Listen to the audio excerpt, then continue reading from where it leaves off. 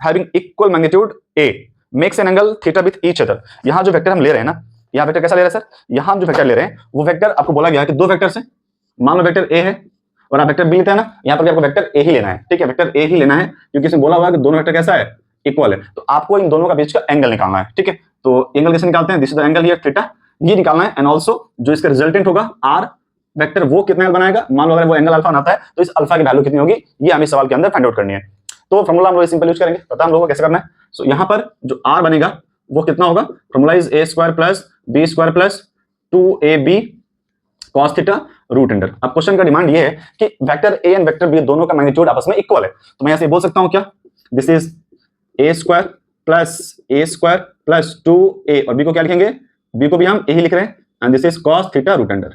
Okay, now this is a square plus 2a square cos theta root under. अब यहां से काम करो, ये कितना हो गया, this is 2a, this is 2a square, तो यहां से हम 2a अगर कॉमन ले लेते हैं, 2 स्क्वायर क्या बचेगा आपको अंदर में 1 plus, this is 1 plus cos theta root under. ये कुछ मिला आपको, ऐसा कुछ मिलेगा आपको। अब इस वाले को हमें थोड़ा सॉल्व करने की जरूरत है। इसको जब हम सॉल्व करेंगे तो क्या आएगा, देखो अब इसको सॉल्व करने के लिए 1 प्लस cos थीटा को सॉल्व करने के लिए थोड़ा सा दिमाग लगाना पड़ेगा। दिमाग ये है सर, आप एक चीज याद करो, फॉर्मूला ऑफ cos 2 थीटा कितना होता है सर, वो होता है cos square theta minus sin square theta, कुछ ऐसा होता है ये। ओके, तो अगर मैं बोथ साइड डिवाइड कर दूं 2 से तो ये बन जाता है cos theta equals to cos square theta by 2 minus sin square theta by 2, ये बन गया। ओके, अब यहां पर क्या करेंगे, तो यहां पर क्या लिखा हुआ 1 प्लस कॉस, तो हमारा टारगेट है 1 प्लस कॉस को अचीव करने का। तो अगर मैं इस टर्म को हटा दूं और यहां कहीं ना कहीं -1 आ जाए तो आपका काम हो सकता है।